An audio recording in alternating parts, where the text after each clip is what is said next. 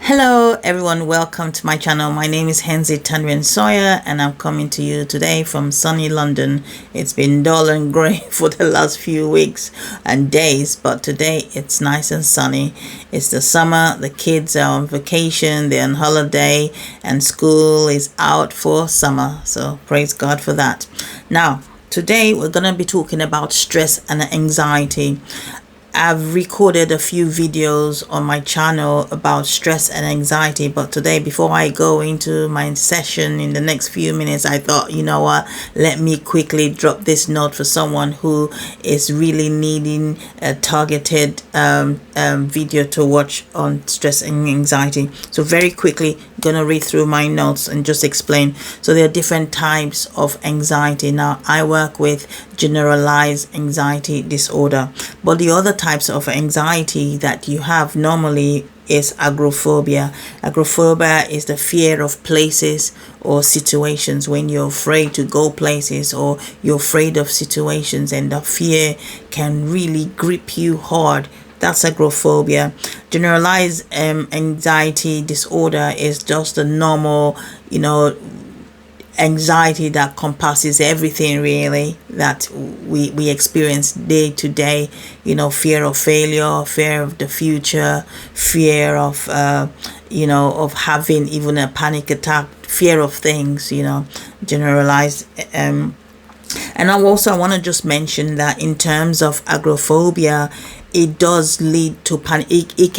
There can be an onset of panic attacks where you feel, there's a fear of places, and before you know, you start to get a panic attack. There is selective mutism. I once worked with a young client who had selective mutism, and selective mutism is where the client or the person decides not to speak. It's not that they're dumb, it's not that they can't speak or they don't have speech. It's just that they've made that choice to not speak, and these could be as a result of maybe certain traumatic events that they've experienced in their life that has caused them to just shut down, or they feel comfortable only to speak in the midst of certain people that make them comfortable, so they decide not to speak. So my young client, probably 3 years ago, I saw this client, and I used to work in the school in those days as a school counselor, and when I go and take her from her class into the counseling session, she will really interact with me and she will speak with me, but as soon as she gets to class, she won't speak. And I think that's one of the reasons her teachers referred her to therapy, because in class she wouldn't speak a word the whole day. She would just keep quiet. But the good thing about it that she was in year 6, but then she had like a soft toy that she normally took to school every day, and that gave her some kind of comfort. So people do have selective mutism by choice. It could be maybe they are trying to relay a message. It could be a political message they're trying to relate, or maybe a personal message they're trying to relate, where they decide that they weren't gonna speak, just like when people go on hunger strike. So things like that. There could also be specific phobias that people have, fear of spider, or fear of flying. Those are specific phobias, which is part of anxiety. You can also have OCD, which is obsessive compulsive disorder, where there's a repetition of action. Some people, they go and check the back door, check the front door to make sure it's locked. They know they've locked it, but they go several times. Oh, is it locked? Is it locked? And then there are also, we hear of OCD where it's common. People know they cleaning, constant cleaning, constant washing of hands, just a constant repetition of an action because you're afraid of something that might happen, maybe fear of germs of something that you're afraid that might happen, so you do that repetitively. you do that repetitively. There's also PTSD, post-traumatic stress syndrome, is also a form of anxiety as a result of trauma, something that has happened to you in your past or in your present past that's lodged into your mind. You have the fear of that happening again, For example, if somebody's attacked or somebody's seen something that they're not meant to, there's a whole different areas that you can even open when you talk about PTSD.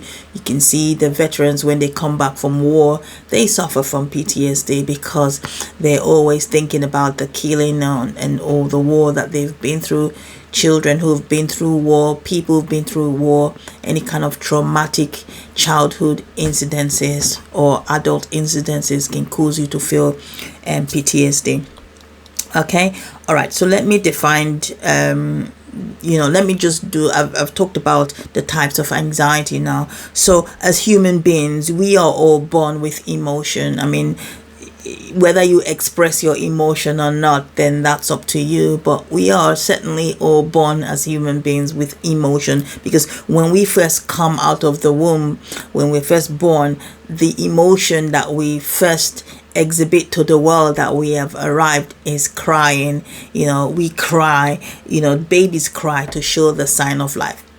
If babies don't cry, the doctors will usually slap the feet of the child, or try to rub the child, or try to get things out of mucus out of their throat to try and make them cry as a sign of life. I mean, if you give birth to a child and after giving birth to the child and the child doesn't cry, the parents will be worried because it doesn't show any sign of life. I remember I have 4 children from the ages of 29 to 13. So I remember when my kids were born, even though I was laying there on the bed there in the hospital giving birth to the kids, after giving birth to the kids, I was watching the kid to make sure, you better cry, you better have a sign of life. And they all cried.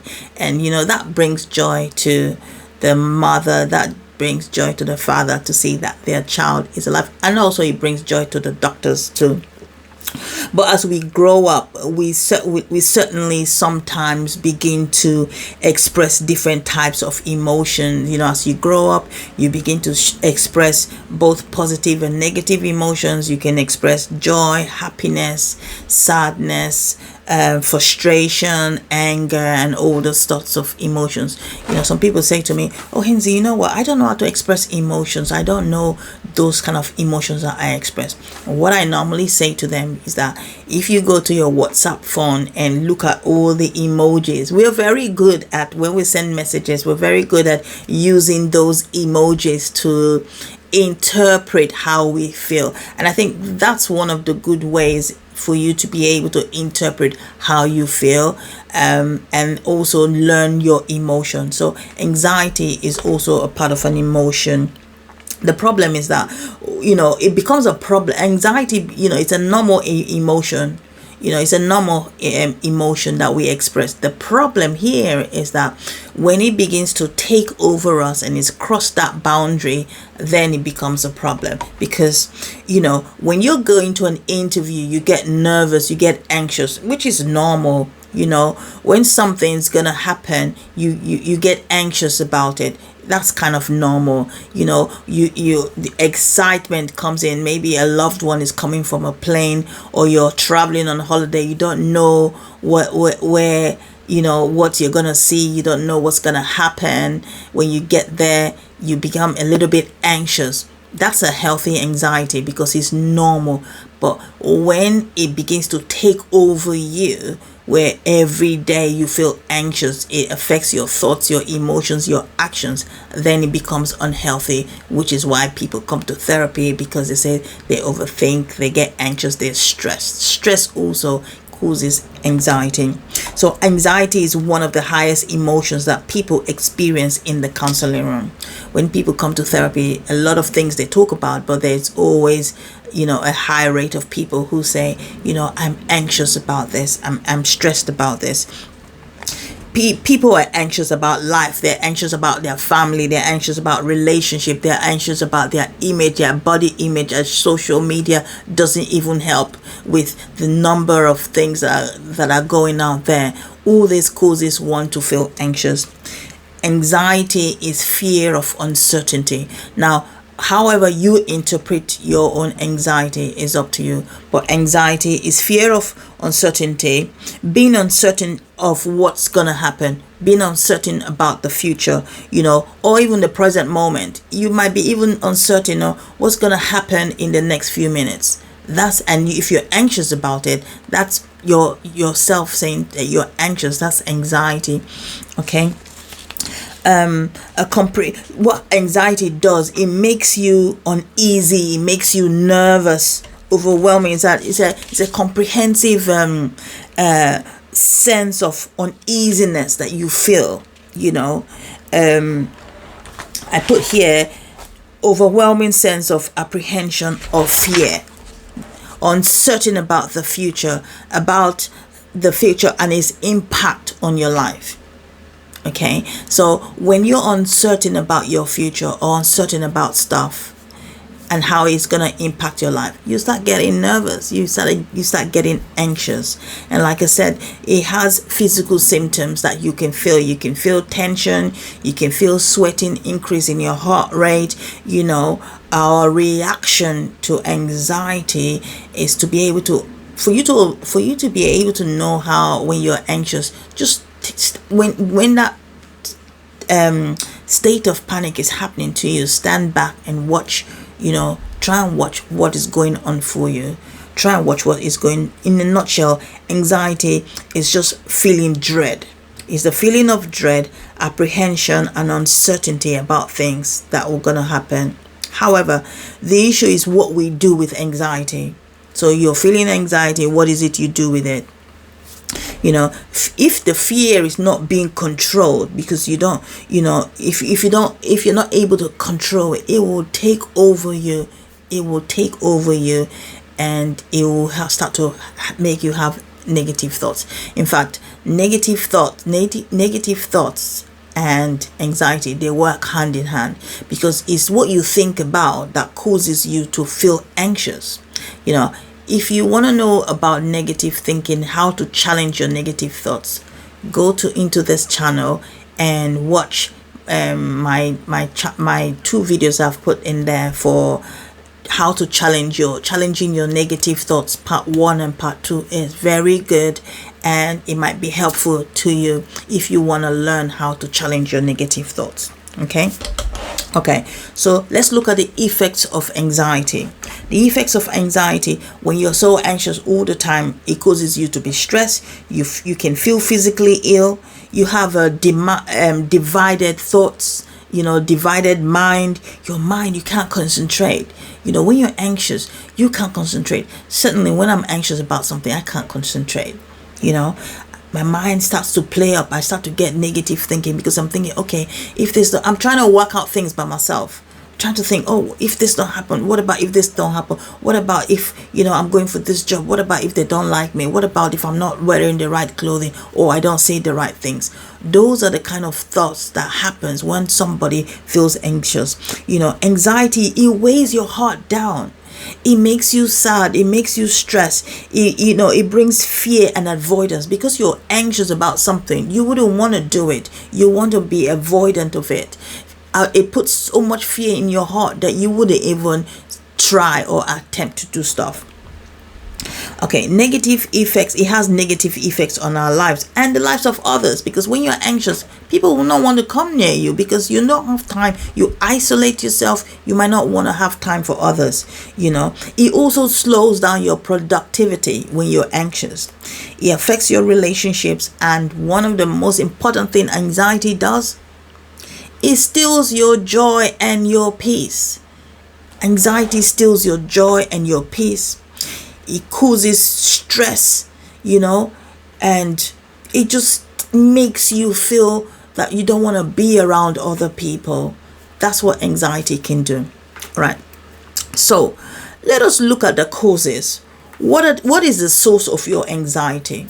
I want to challenge you today to really take time to think, and you know that you're feeling anxious. Okay, so that's settled. You're feeling anxious, you're feeling stressed. But the most important thing is for you to sit back and ask yourself, where is this anxiety coming from? Where is this stress coming from? Yes, it's coming from work, or it's coming from family life, or it's coming from relationship, but you need to pin it down and really dissect the areas, specific things in that relationship, specific things in your job, specific things in that family life, or specific things in your life that is causing you to feel anxious, that is causing you to feel stressed. Okay, so this is something I have here. The sources of anxiety, for example, it can be distress. You might be in distress because maybe you're going for a job interview, you're anxious about that.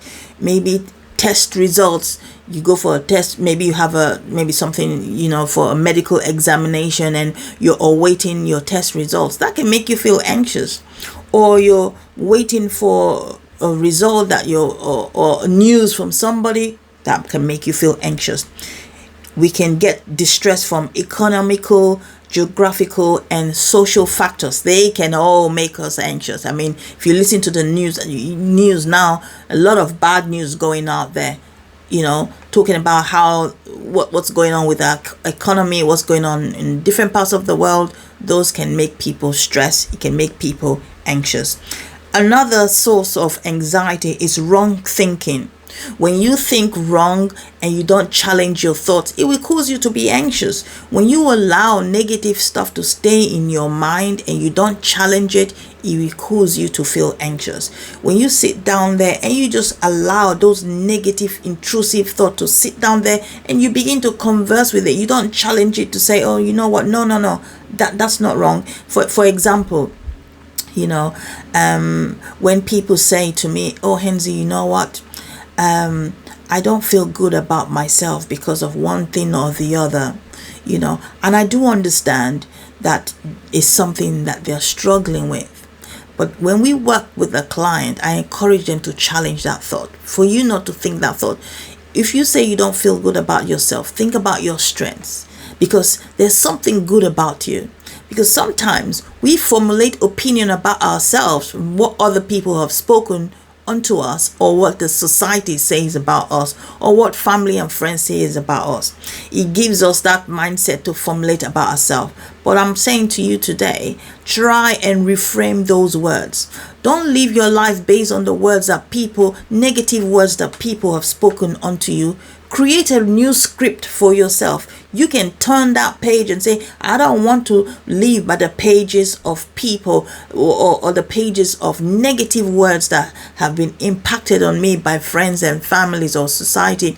I want to live and my life in a positive way, not in a negative way, in a positive way that will reflect happiness to me. Okay?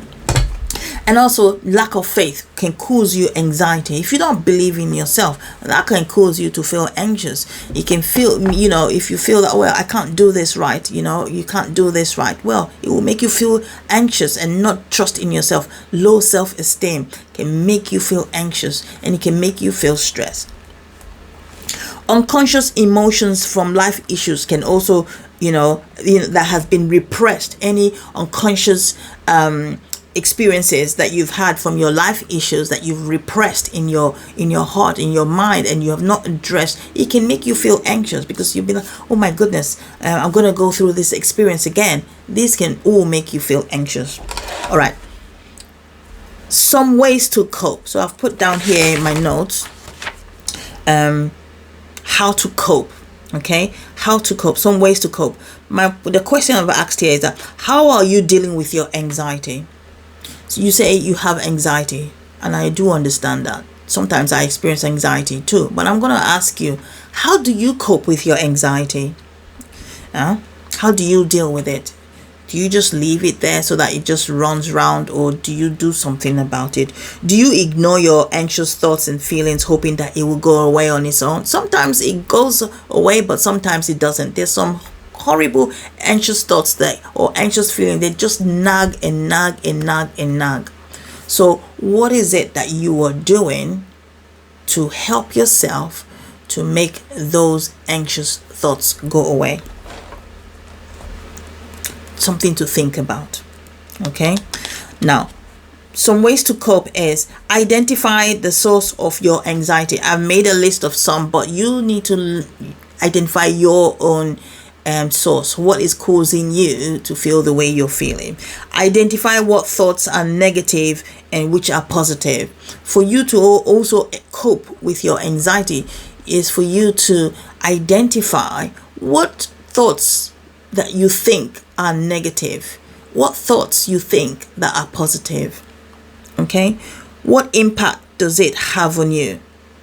Think about what impact it has on you, and then finally write an action plan of how you want to overcome any overthinking that you might be experiencing. Another thing that I use in therapy is about grounding technique. And grounding technique is how to center yourself, how to ground yourself. Sometimes when we feel panic, the most effective, immediate tool for helping us calm down is breathing technique. So it's by taking 5 deep breaths or 10 deep breaths, breathe in and breathe out, just deep breaths, just to slow down your breathing. Because when we are panicking, our heart rate moves so fast. So it's just to take deep breaths, allow the air to fill your lungs, deep breath to slow yourself down. Okay, and when you calm yourself down, allow your mind, look around you and ask yourself, are you in danger? Are you in danger? Are you in danger right now? And if you're not in danger right now, you know that, okay, you're not in danger right now. It's only maybe you're thinking about something that hasn't happened. Because don't forget, anxiety is fear of uncertainty, something that hasn't even happened that you're afraid of. Because most times it's not even good. The fear that you're afraid of might not even happen. Okay, so using grounding technique to slow down your heart rate so that your air can get into your lungs and you can begin to breathe normally. Look at wherever you are, look at what is it you can see. Name 5 things that you can see. So if I'm going through a panic attack and I'm breathing, I try to breathe and calm myself down. Now, what I can do is look at my room. Okay, what do I see? I see my desktop, I see my laptop, I see chair, and then if I want to look at colors, okay, I see the lamp, I see my phone, I see my filing cabinet here in my office, my printer behind me, the flowers, I can see, and I begin to name colors. I see yellow, I see red, it's just to make your brain help you be aware that you are in this moment. You're not in that space where you feel the panic is going on. And then we also say, as part of the grounding technique, what is it you can smell? Because sometimes smell passes us by and we don't really pay attention to. So think about these things. Think about what you can see and look at it. What is it you can smell? Use your 5 senses. Actually, it's about the use of the 5 senses. Smell. What is it you smell? Is it a pleasant smell? Or is it an awful smell? What is it you can taste? Sometimes when we taste in our mouth, we allow yourself to taste. What does your taste feel like to you? Touch. Is there anything that is around you that you can touch? All the stuff or things you can hear. What is it you hear? Listen to the sounds. Sometimes when I sit in my room and the clock is ticking, when the other noises, all the other noises going on, I don't even hear the clock is ticking until I turn everything off. Then I can hear the seconds of the clock ticking, tick, tick, tick, tick, tick, tick, tick. So you do what you feel is comfortable for you. Now, if you feel that this video has helped you, please subscribe to my channel. You can like this video. You can also share it with others so that other people can also have access to this channel, so that they can have tools that they can use to help them. Okay, I want to really thank you for watching and thank you for bearing with me.